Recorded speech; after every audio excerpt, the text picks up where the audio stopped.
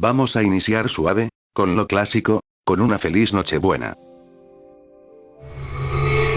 Un grupo de adolescentes en una fiesta, son acosados por un asesino maníaco, disfrazado de Santa Claus. Bastante familiar la historia, ¿verdad? La trama de la película es simple desde la perspectiva narrativa. Presenta la típica premisa de un slasher en busca de nuevas víctimas, que en este caso, solo está vestido de Santa. Apegados a una fórmula que parece ser popular, la película inicia de forma lenta y apagada. Muestra a los personajes femeninos en busca de diversión, e intentan colar a sus parejas para una noche ardiente. Después de esto, un desconocido aparece y comienza a eliminarlos uno por uno. A pesar de que los personajes son genéricos, las interpretaciones son algo decentes en el mejor de los casos. El elenco actúa de una forma medianamente convincente, que si llegan a generar un impacto al espectador, cometerán las mismas burradas de siempre, pero no exageran cuando planifican sus acciones, principalmente a la hora de morir. El escenario tiene los elementos necesarios para implementar un lugar que esconde algo. Por desgracia, la pésima dirección de la cámara e iluminación arruinan el ambiente que se tenía ejecutado de forma correcta.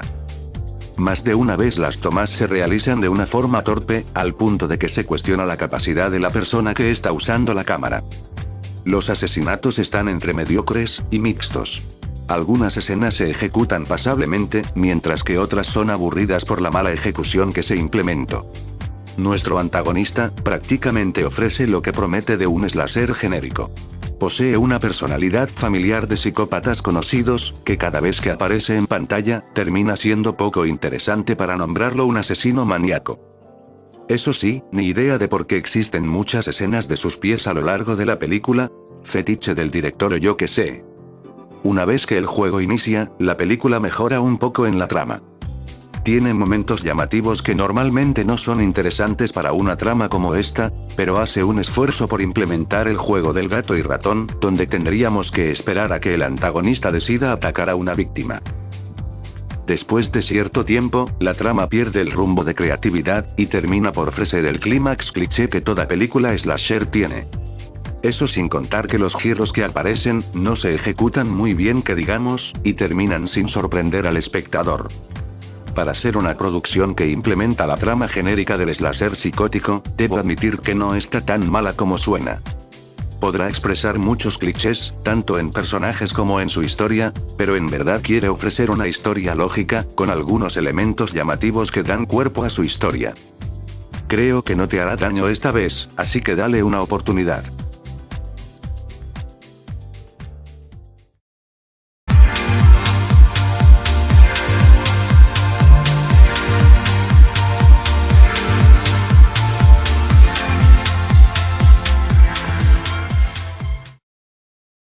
Si la premisa del puesto anterior te parece genérica, en este sí te dormirás. Todas las criaturas estaban agitadas. Cuando una incómoda cita en la víspera de Navidad lleva a una pareja a un extraño teatro, disfrutan de una extraña y aterradora colección de historias navideñas, con un amplio conjunto de personajes que hacen todo lo posible por evitar los horrores de las fiestas. Si pensaste lo mismo que yo al escuchar esta sinopsis, te felicito, ya sabes lo que te espera. Para quienes no entendieron, esta película es en realidad un metraje de larga duración donde solo implementan historias de Navidad, cual si de una noche de campamento se tratase. Como es normal con este tipo de películas, las historias son una mezcla de todo, y la mayoría sufre por la duración. Cuando empieza una historia, rápidamente te debes de enganchar a ella para entender la narrativa que implementa. Esto no funciona porque cuando menos te lo esperas, la historia acaba sin tener una conclusión lógica, y termina ofreciendo un desenlace poco convincente. De hecho, es difícil saber qué historia es un producto original, porque algunas de ellas parecen ser calcos de producciones conocidas. Por ejemplo, la primera historia se asemeja mucho al estilo de Saw, donde los personajes son sometidos a un juego mortal. Por un lado, la fotografía y los efectos son decentes en la mayoría de la película. Son ejecutados lo mayormente pasables para que no se declaren pinches, pero que tampoco sean una maravilla de mención. Las actuaciones son una sorpresa que tienen un empeño decente. El elenco tiene un buen control a la hora de interpretar a sus personajes, cuya personalidad podrá ser vacía, pero que mínimo, no deteriora cuando más participe, a comparación de otras producciones de este tipo. Rara vez llegan a exagerar en sus papeles, pero el nivel es bajo, por lo que se vuelve tolerantes cada vez que meten la pata. El problema en este punto sería que la mayoría de los actores no tenían química entre sí, y algunas escenas donde interactúan son poco creíbles, como para tomarse con seriedad. Las escenas que presentan sangre, podría decir que se ejecutan vagamente, y terminan por ser momentos olvidables. Debido a que las historias no reciben el tiempo adecuado para implementar una buena estructura narrativa, todo va de forma acelerada, y créeme que las muertes terminan poco satisfecho a todo amante de la sangre. Aunque claro, no son tan malas como otras ocasiones pasa. Las antologías de terror siempre son divertidas de escuchar, poseen un enorme abanico de imaginación para crear una historia creativa, donde los límites no pueden manifestarse. Ese fue el problema principal en esta producción. Considero que si esto se hubiera manejado como una serie, el resultado hubiera salido favorablemente rentable. Por el simple hecho de que las historias tendrían mayor espacio para ejecutarse correctamente, e incluso mejorar su estética narrativa. Llevar esto al formato de largometraje, afectó profundamente todo lo que pudo ser una buena pasada navideña sangrienta.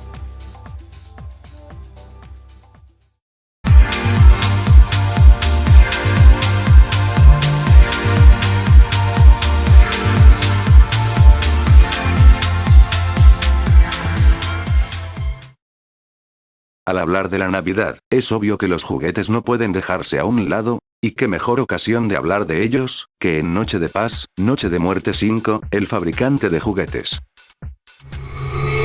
Un anciano fabricante de juguetes, y su hijo, fabrican juguetes asesinos diseñados para matar a sus clientes, los niños. Para ser la quinta entrega de la famosa saga de Noche de Paz, podría decir que el resultado fue mediocre, a comparación de sus predecesoras. Para empezar, la película esconde sutilmente la historia en la que se basa, pero que mete la pata al saber cómo se llaman sus personajes. Checa, tenemos a un hombre de la tercera edad que se llama Joe Petto, quien vive con su extraño hijo adulto, llamado Pino.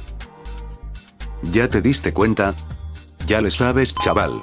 Para los que no, esta secuela es una adaptación navideña sobre el muñeco de madera, Pinocho. La trama de la película presenta una premisa llamativa, cuando hablamos del tema de muñecos asesinos. Pero que termina bajando la calidad, cuanto más avanza. De hecho, para declararse una secuela de Noche de Paz, esta película no tiene ninguna conexión con el antagonista que dio inicio a esta saga. El elenco está compuesto por gente poco memorable, e incluso gente que no conocen. Sus interpretaciones al principio se declaran decentes, porque claro, apenas vamos conociendo los personajes. Después de un rato, todos ofrecen un pésimo trabajo, al que difícilmente alguien pueda declarar que están actuando. No obstante, esto no se vuelve irritable en la película, ya que esta muestra mucho humor retorcido en su historia. Por ejemplo, tenemos la típica escena de una pareja en la cama, donde sin darse cuenta ninguno, una mano de juguete sensible se une al juego, convirtiendo la escena en un trío involuntario. O que casi al final, un cyborg anatómicamente estéril, se frota con nuestra heroína principal, mientras grita, "Mami te amo". Ya me imagino sus caras al escuchar esto, como las de los escritores al crear. Para ser una producción donde los juguetes matan a los humanos, los efectos especiales dejan algo que desear. Normalmente la dirección trata de dar una perspectiva inteligente para que los efectos de la sangre y los juguetes moviéndose por su cuenta sean creíbles, pero en este caso, recibimos todo lo contrario. Los elementos de Pinocho se ejecutan de forma monótona, en el mejor de los casos. Expresan elementos distintos a los del cuento que, siendo honesto, pudieron haber funcionado, si se hubieran ejecutado adecuadamente. Esto se refleja notoriamente casi al final de la película, donde la historia pasa a ser la historia genérica del slasher, mezclada con los juguetes vivientes. Para que me entiendas, es como Chucky, solo que el muñeco no tendría tanto protagonismo. En fin, adaptar la historia de Pinocho al mundo del horror, me sigue pareciendo una idea con potencial, ya que, si has leído la verdadera historia de este juguete, no tenemos muchos cambios en la narrativa, para declararlo como un muñeco asesino. Pero en esta secuela, fue una mala idea por el simple hecho, de que la historia no va a la par de sus raíces. Y termina dando una historia fuera de conexión, que no salió a favor suyo. A fin de cuentas, si lo que quieres ver son los chistes porno de esta película, entonces creo que lo vas a gozar por completo.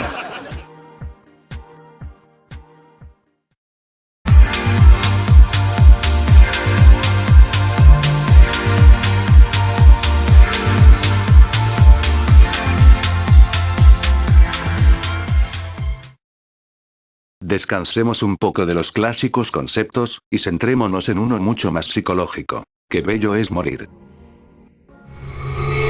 Después de salvar a su pueblo de un asesino psicótico, la vida de Winnie Carruthers es menos que maravillosa. De repente, se encuentra en un universo paralelo de pesadilla en el que, sin ella, las cosas podrían ser mucho, mucho peores. No hay que negarlo, la premisa es bastante interesante.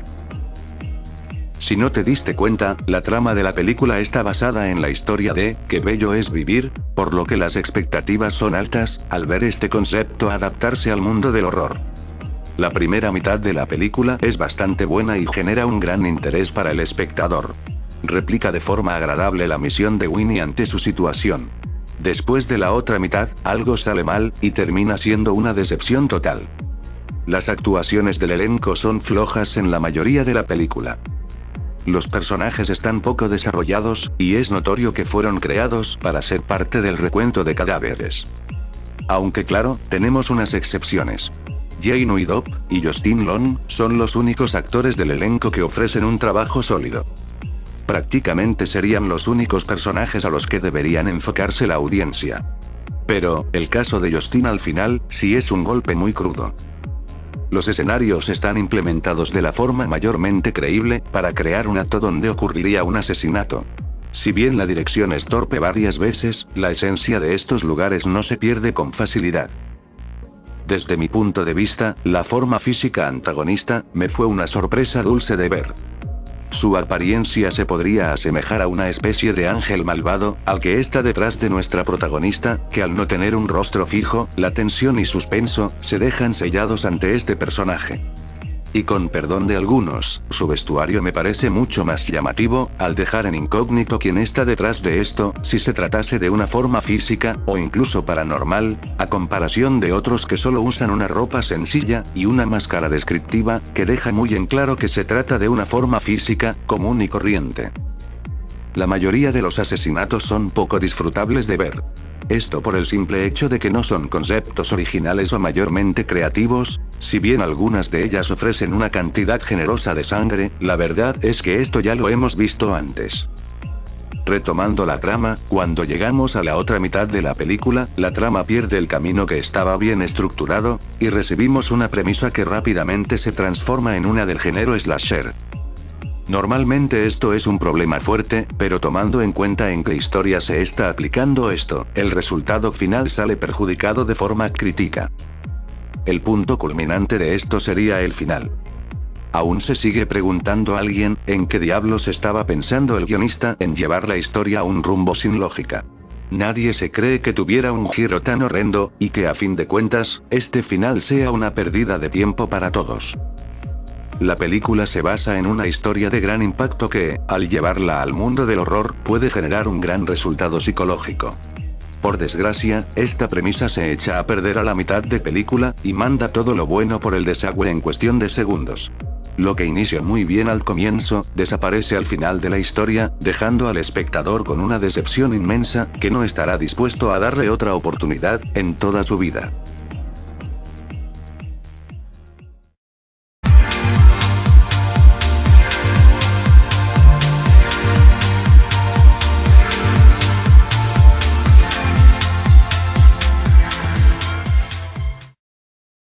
Después de analizar este puesto, me sigo preguntando, ¿quién carajos se animó a dar premios a esta porquería? Buenas noticias. Un veterano de guerra sin hogar, con un pasado accidentado, debe confiar en una faceta de sí mismo que creía enterrada, cuando él y sus compañeros son atacados por 3 psicópatas viciosos, que visten trajes de Papá Noel, el día de Navidad. En una sola frase, esta película no tuvo esencia. Al principio, la película ofrece un buen tono alegórico, de la crueldad de la Navidad con los pobres, que genera algo de expectativas para ver la película. Uno no comprende cómo esto se ejecuta de pésima manera. Para una producción de este tipo, las actuaciones se manejaron la mayoría con cuidado, y dan un aire fresco a las personalidades de los personajes, cuando estos aparecen en pantalla. Ojo, las actuaciones se consideran buenas, pero las personalidades de los personajes dejan algo que desear en varias ocasiones. Analizas sus mentalidades y puedes comparar que varias de ellas son la misma, o que comparten mucho en común. A pesar de ser unos desquiciados mentales, los antagonistas no logran intimidar tanto a los personajes, como al espectador. Primero, su apariencia es muy simplona al querer disfrazarse de Santa, pero tuvieron que contar con máscaras que se asemejan más a los enanos de Blancanieves. Durante toda la película, repiten un movimiento que, para muchos, es muy incómodo de ver. Se la pasan muy cerca de sus víctimas, solo para mover la cabeza hacia arriba y abajo, como si estuvieran intimidando con oler a sus presas, pero solo generan un momento algo vergonzoso. Yendo por un lado sorpresa, las muertes son bien ejecutadas en pantalla. Los conceptos de cómo eliminan a sus víctimas, son métodos clásicos que hacen juego a la época navideña, y al final, recibimos una ejecución dulce, con su respectivo escurrimiento de sangre. Algunas podrán ser predecibles, pero la mayoría son disfrutables. Lo que más coraje da en esta producción, es que no tenemos una historia de fondo de nuestros antagonistas. Hacen bien su juego de hacer sufrir a sus víctimas, pero nunca se les ve la cara, y mucho menos, hacen mención de motivaciones. Si el guionista se hubiera dedicado a darles mínimo un origen, sus ataques quedarían completamente justificados. Buenas Noticias implementa de forma incorrecta el juego de la cacería. Ofrecen ataques de desquiciados mentales, que no tienen un propósito narrativo para el espectador. Volviendo un ciclo sin fin de sus fechorías, sin dar a conocer algo de ellos a la audiencia que esperaba ver una historia de supervivencia renal, ambientada en Navidad.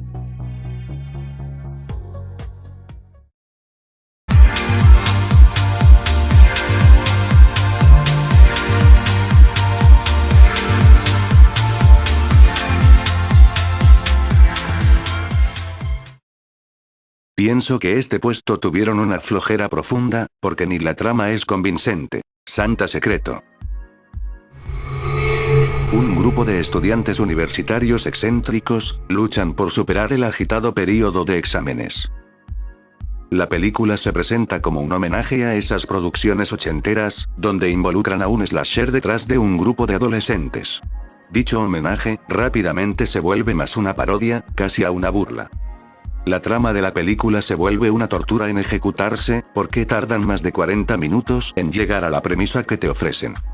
Y cuando llegamos a ella, habrás notado que perdiste tu tiempo de diokis. La fotografía de esta producción es aborrecible, por no decir otra palabra más fuerte.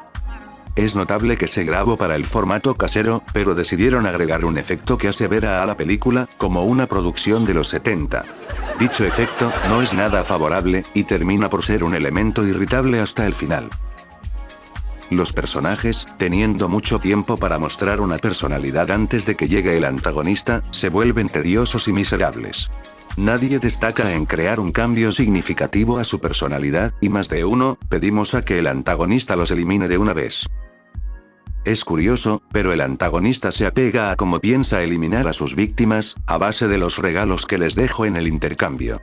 Por ejemplo, a una chica le regalan una secadora de cabello.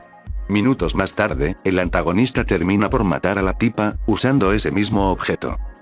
Las muertes no son llamativas a la hora de su ejecución, pero no negar que anticipar con que morirán, sí es un rasgo interesante del antagonista.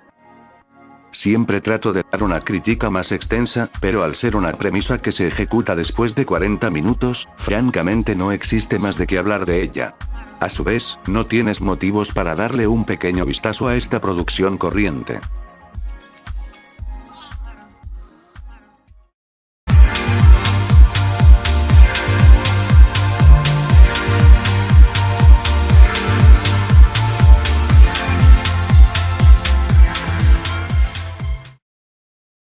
Junta todos los conceptos para una parodia, y verás que ni así la arman. Una Navidad de cadáveres.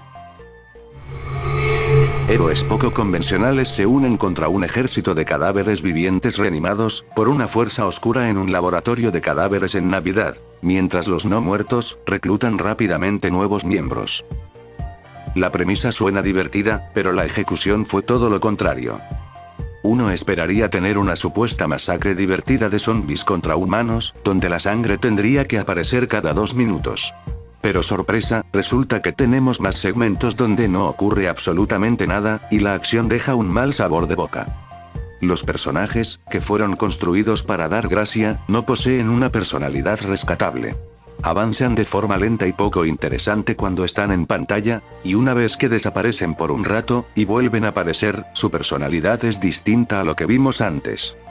O sea, cambian de carácter constantemente. Las actuaciones en su mayoría son flojas, pero cuando inicia un ataque, los disque actores exageran en sus papeles. Supuestamente están en una comedia, y ni eso lograron entender. A lo largo de la película, tenemos algunos elementos interesantes que benefician la trama, pero que la dirección ejecuta de la peor manera posible. La mayoría son elementos que dan un mejor resultado a la acción y la comedia, por lo que es incomprensible porque no prestaron atención a la hora de grabar. Hablando de eso, en esta producción, vuelven a aplicar el filtro que hacer ver la película como una producción de los 70. Si bien tiene un mejor resultado que el puesto anterior, la dirección de la cámara seleccionó los peores lugares para grabar. ¿De qué sirve poner ese filtro, si vas a grabar donde todo se ve oscuro? Sí que son imbéciles. Cuando la acción comienza, los efectos de la sangre son decentes, pero las escenas donde esta aparece se ejecutan de manera senil. Es poco creíble ver cómo surgen estos derramamientos, cuando analizas la situación, y compruebas que no va de acuerdo a la narrativa. Eso se aplica a gran parte de la comedia. Cuando no es directamente forzada, la diversión a menudo se prolonga demasiado, disminuyendo su beneficio e interés al espectador. Al ser una producción de bajo presupuesto, no hablaré mucho de los zombies. Simplemente son los que esperas, en una producción como esta. Eso sí, resultaron ser mejor estructurados que los personajes humanos. Esta película tiene muchos elementos que no le saca provecho, tanto en el guión como en pantalla. Notoriamente inicia con el pie izquierdo, y todo lo bueno no dura mucho. Normalmente se recomendaría ver por la comedia, pero es de esas películas que no les puedes ver algo bueno por ningún lado.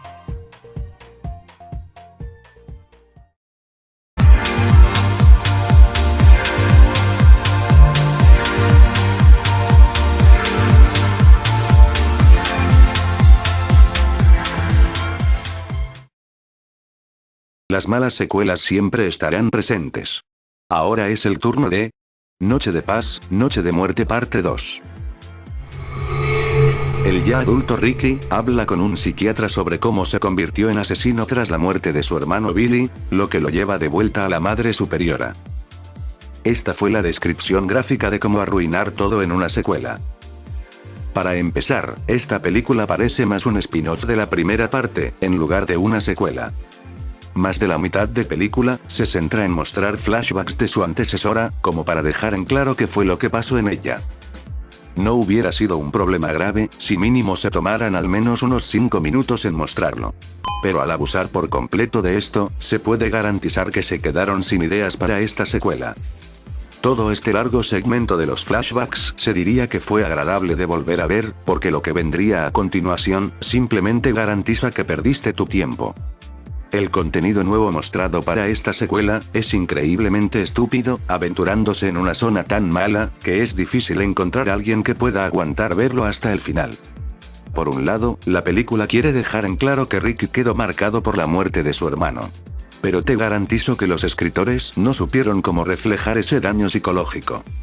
Me explico, Ricky fácilmente se comporta como un toro. Cada vez que ve algo de color rojo, pasa a tener tendencias asesinas, y todo lo que ve de ese color, lo usará para matar a sus víctimas. Normalmente este impulso debería desaparecer cuando ya no vería dicho color, pero sorpresa, la sangre es de ese mismo color, y cuando elimina a alguien, el impulso desaparece por arte de magia.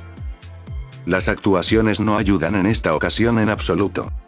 Todos ofrecen un trabajo mediocre, al punto que es vergonzoso pensar que estás en una producción de terror.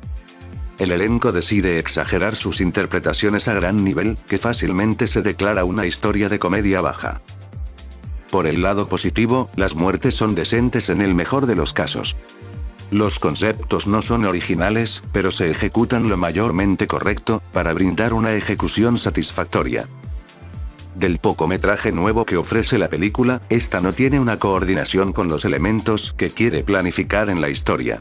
Mientras más progresamos, más confusa se vuelve la historia. De hecho, como dije antes, el guión se ejecuta de una manera ridícula, que no justifica lo que está mostrando, como el problema psicológico de Ricky, o el por qué nadie se percata de lo que está pasando. Por ello, el clímax y final se convierten en los puntos más confundidos de la película, ya que deciden acelerar las cosas, y no se da tiempo para sacar una conclusión lógica. Fácilmente esta segunda parte, no ofrece absolutamente nada a la saga.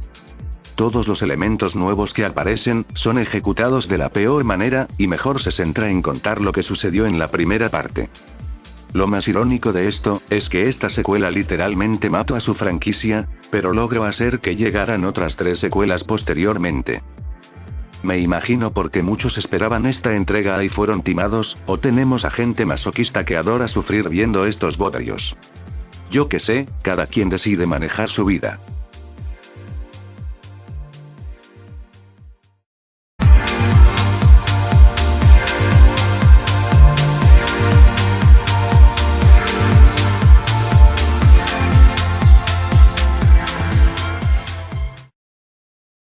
Repetimos casi lo mismo del puesto 5, pero empeoramos la situación. Navidad Roja.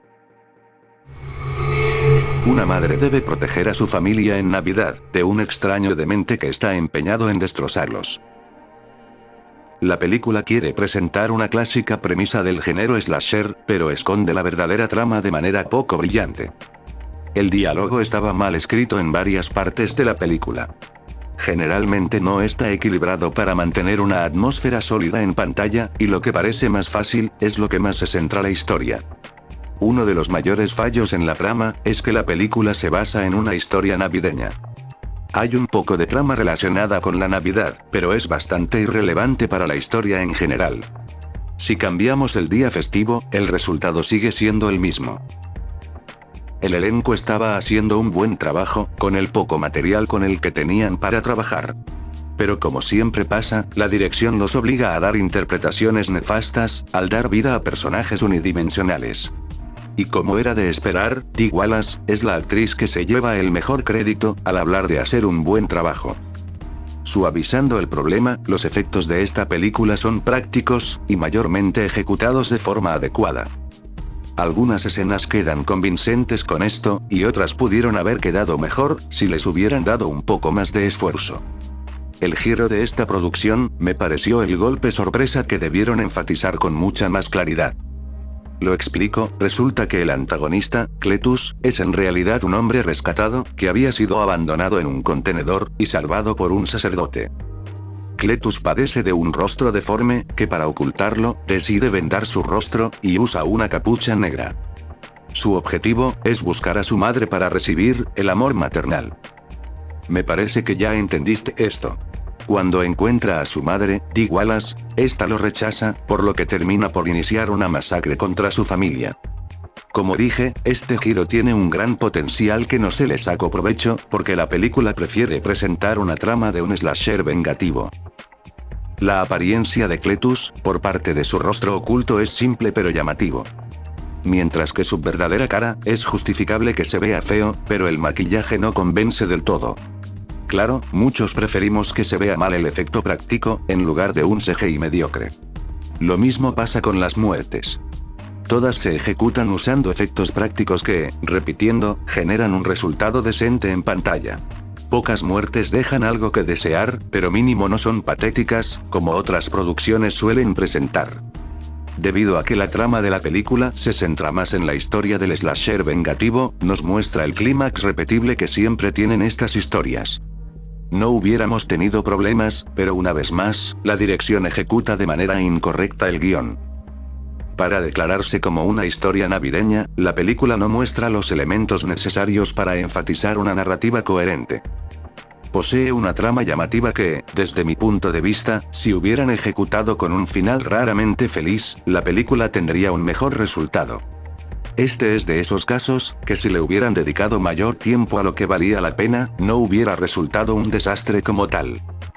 Es irónico tratándose del puesto 2, pero sí te recomendaría darle una oportunidad. Solo córtale cuando llegues casi al final.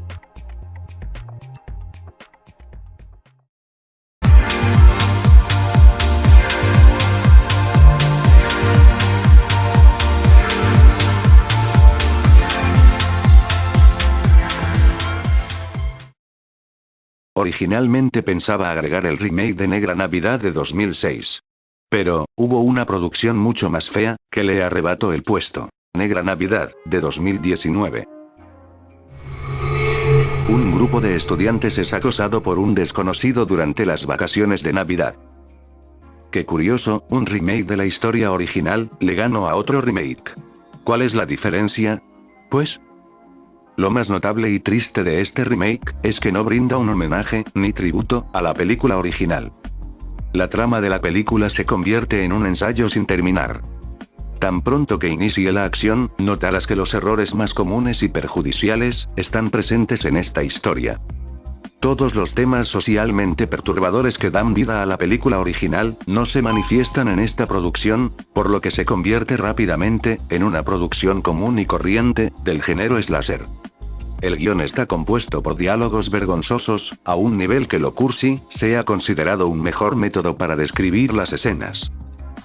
Lógicamente con un guión mediocre, tenemos personajes antipáticos, que toman muchas decisiones cuestionables, y francamente, pide demasiado por la suspensión de la incredulidad. Todo el elenco realiza una actuación bastante lamentable, que rápidamente las risas saldrán de tu boca. La única que se le puede hacer excepción ante este problema, sería nuestra protagonista. Tristemente se apega a lo que el guión está pidiendo, pero a comparación del resto del elenco, ella es la más tolerante.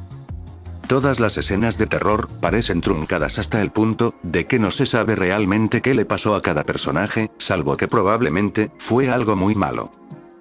Posiblemente se tenga justificado por la clasificación de la producción, pero con un PG-13, se han mostrado muchas joyas del género, al aplicarse el mayor esfuerzo. También los asesinatos pasan por este problema. Son ejecuciones poco atractivas para que aparezcan en una producción del horror, debido a que no van a la par de su narrativa, que expresa una escena completamente distinta. Cuando terminan por matar a un personaje, tenemos los problemas principales de un terror mediocre. Las escenas son cortadas, son grabadas desde un ángulo fatal, el maquillaje y la fotografía son mediocres y mayormente pobres, y al final, aparte de quedar con un pésimo sabor de boca, todavía te ofrecen un pequeño chiste para lograr un momento cómico. Después de esto, ¿existe algo extra para caer aún más bajo en esta producción? Tristemente sí. Por una pendeja razón, los escritores decidieron agregar un elemento de sobrenatural a la historia. Este elemento, aparte de que está de sobra en la trama, no se ejecuta siquiera de forma pasable. Lo agregaron únicamente para darle alguna especie de giro o contenido nuevo a la historia original, que estúpidamente, no funcionó en absoluto. La película se toma a sí misma demasiado en serio, ofreciendo una historia miserable, que la declaran un homenaje de la peli original. Apunta a un tema de justicia social, que en ningún momento se toman la molestia de ejecutar correctamente. De hecho, la película prefiere mostrar escenas extendidas de pésimos diálogos que a nadie le interesa. Cuando llega a la acción, no cumple con ningún requisito para declararse una producción de terror, y termina de la peor manera posible. Hazte una idea, está tan, pero tan jodida esta producción, que Negra Navidad de 2006, es una joya a comparación. Sí, así de culera terminó siendo esta basura. Antes de que te vayas, si te gusta esta saga de vídeos, y quieres más secuelas en el futuro, por favor apoya cada uno de ellos, tanto los originales, como los remasterizados y recreados. Ya sabes que para continuar esta saga, pido únicamente un requisito.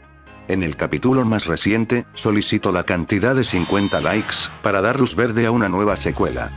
Además, si conoces de una película que merece formar parte de esta saga, puedes mencionarla en los comentarios, y si llega a aparecer en una futura entrega, serás acreditado por tu contribución. Has llegado al final del capítulo, de antemano te agradezco por llegar hasta aquí. Sin más que decir, Andy Master 1988 les desea dulces pesadillas a todos ustedes, y me despido, no sin antes recordarles una cosa. Esta saga Continuará.